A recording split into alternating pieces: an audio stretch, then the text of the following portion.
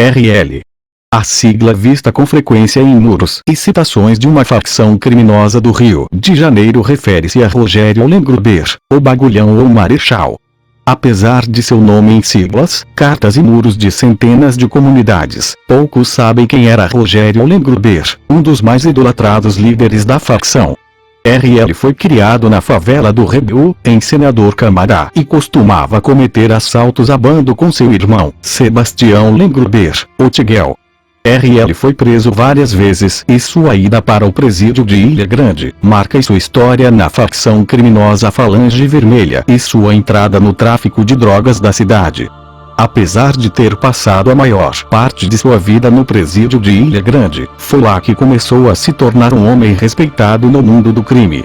Conheceu comparsas como William da Silva Lima, o professor, José Carlos dos Reis Ensina, o Escadinha, José Jorge Saldanha, o Zé do Bigode e Orlando Conceição, o Orlando Jogador. Com a ajuda deles organizou fugas mirabolantes, como em janeiro de 1980, quando conseguiu escapar da ilha de barco. Junto com seus companheiros no crime, começou a organizar a Falange Vermelha e o tráfico de drogas de dentro da Ilha Grande, entre 1969 e 1975. Foi um dos fundadores da organização criminosa Falange Vermelha, junto com seu irmão, Paulo Maluco. Mais tarde, pelo crescimento, ainda sob a administração organizacional dos dois irmãos, foi tornada Comando Vermelho, devidamente organizada em aparelhos e células, devido a antigos guerrilheiros com quem conviveram em presídios. Dentro da chamada causa comunista, começaram a participar, dando uma conotação social ao meio onde se desenvolvia a sociedade organizada, denominada pela polícia de governo sombra. Ele e o irmão Paulo Maluco, José Paulo dos Reis Ensina, foram os dois mais temidos criminosos do Brasil durante as décadas de 70 e 80. Depois da morte Paulo Maluco, Escadinha continuou os trabalhos da organização criminosa até ser preso. Em 1 de janeiro de 1986, Escadinha escapou do presídio da Ilha Grande resgatado por um helicóptero, numa das fugas mais espetaculares da história das penitenciárias brasileiras. O criminoso pretendia ser resgatado de helicóptero do presídio Frei Caneca, no Rio de Janeiro. Na ocasião, seus dois comparsas, um dos quais piloto de helicóptero, passaram-se por fotógrafos, renderam o piloto e o imobilizaram, injetando droga no piloto policial que estava na aeronave. O helicóptero foi atingido por tiros disparados por guardas do presídio e explodiu. Os dois sequestradores, um dos quais piloto de helicóptero e José Carlos, morreram. Paulo Maluco, mentor da tentativa de resgate, começou a se autodenominar Escadinha, em homenagem ao irmão morto, imortalizando e criando uma lenda. No dia 23 de setembro de 2004, como fazia todos os dias, Escadinha, então com 49 anos, saiu pela manhã do Instituto Penal Plácido de Sá Carvalho, em Bangu, para ir trabalhar. Não conseguiu ir muito longe. Na Avenida Brasil, à altura de Padre Miguel, o carro que dirigia foi metralhado por tiros de fuzil.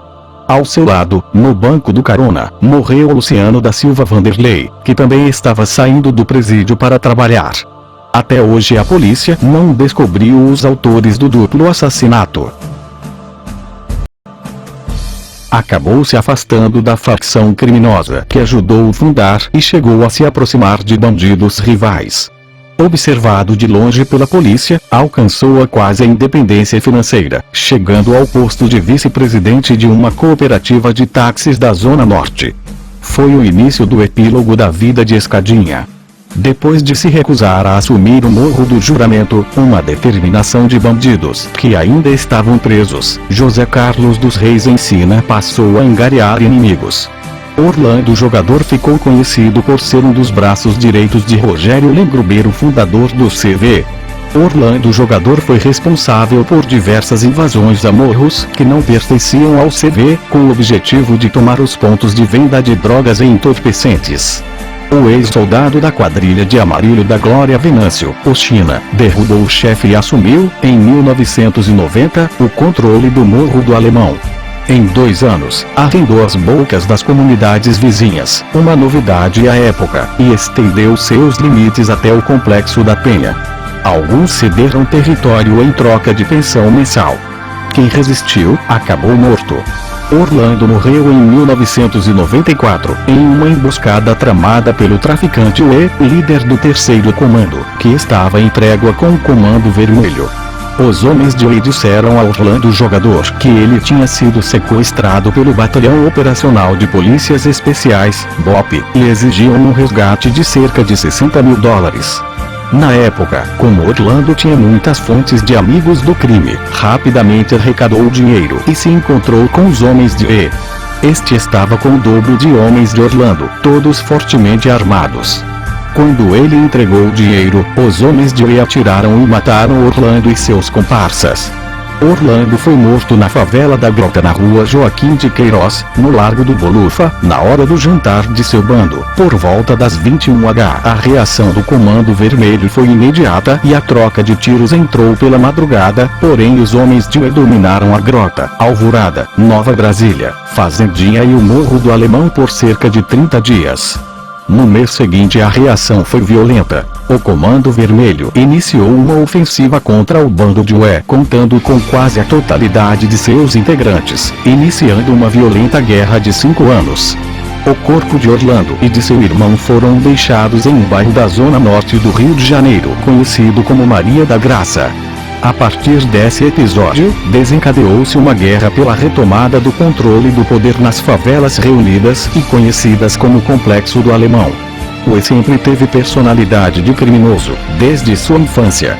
Sua entrada no tráfico deveu-se em parte a seu pai. Ele guardava as armas dos criminosos do morro e por isso era estimado entre os bandidos. Ué ajudava como olheiro do tráfico, fugindo das aulas para esse intento, e posteriormente abandonou a escola para trabalhar na contenção sem conhecimento de seu pai, junto ao seu irmão. Quando seu pai morreu e o bandido amigo de seu pai foi preso, o comando passou às suas mãos, devido à sua valentia nos confrontos com a polícia.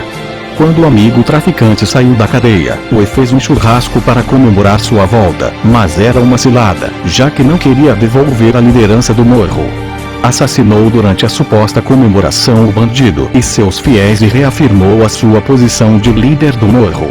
Ué nasceu para o crime no Morro do Adeus, em Ramos. Até os 25 anos, ele era uma das principais forças da primeira facção criminosa do Rio. Mas foi em 1994 que sua vida mudou. 2 anos após a morte de jogador, Ué aplica novo golpe à quadrilha que o formou. Junto com outros bandidos, como Celso Luiz Rodrigues, o Celcinho da Vila Vitem, e José Carlos dos Reis Ensina, o Escadinha, em 1996, ele cria uma outra facção criminosa Amigos dos Amigos, ADA, que passou a disputar com o CV o domínio do tráfico de drogas nas favelas cariocas. Ué possuía 3 aviões na fronteira do Brasil com a Bolívia, conforme relatado pela deputada Marina Magesi, que coordenou por muitos anos a Delegacia de Repressão a Entorpecentes, DRE, no Rio de Janeiro. Também possuía vários negócios na cidade de Novo Hamburgo, no estado do Rio Grande do Sul. Os planos de criação desta nova quadrilha foram tramados por Ué, quando ele estava preso em Bangu, no complexo penitenciário de Jericinó. A morte de Orlando teria sido respondida por uma ação liderada por Fernandinho Beiramar quando, ao lado de Marcinho VP, liderou uma rebelião no presídio de Bangu que acabou com a morte de Ué e de seus aliados na cadeia. Já preso, morreu carbonizado a mando do atual líder do CV, Fernandinho Beiramar, durante uma rebelião no presídio de Bangu. A rebelião começou às 8h30 am, quando 2 agentes que faziam a revista das celas foram rendidos por Beiramar e seu bando. Eles teriam invadido o paiol de armas e roubados 2 pistolas, uma espingarda calibre 12 e uma granada. As mortes aconteceram dentro da galeria D do presídio, considerado de segurança máxima, onde estavam 10 detentos. Preso na galeria do mesmo presídio, Beiramar utilizou as chaves para atravessar 6 portões com grades até chegar aos rivais. Depois das mortes, 8 pessoas foram feitas reféns, sendo 5 agentes penitenciários e 3 funcionários de uma obra que estava sendo feita no local. Eles foram amarrados às grades do presídio com botijões de gás. Outros traficantes também foram executados na mesma ocasião, entre eles, o cunhado de Ué, Robertinho do Adeus, chefe do tráfico no Morro do Adeus, em Bom Sucesso, no subúrbio carioca. As polícias cercaram o presídio com 1.500 homens e 4 helicópteros. 3 delegados participaram das negociações, que estavam sendo feitas diretamente com Beira-Mar, através de um telefone celular. O traficante teria falado que só deixaria a galeria depois de terminar o serviço. Nas exigências, os bandidos pediram ainda o relaxamento nas revistas e que nenhum preso fosse transferido. À frente da negociação estavam os traficantes Márcio Silva Macedo, o Márcio Gigante, e Marcos Antônio Pereira Firmino, o Mitor. A governadora Benedita da Silva chegou a determinar a invasão de policiais do Batalhão de Operações Especiais, BOP, mas os agentes penitenciários não permitiram. A rebelião só terminou na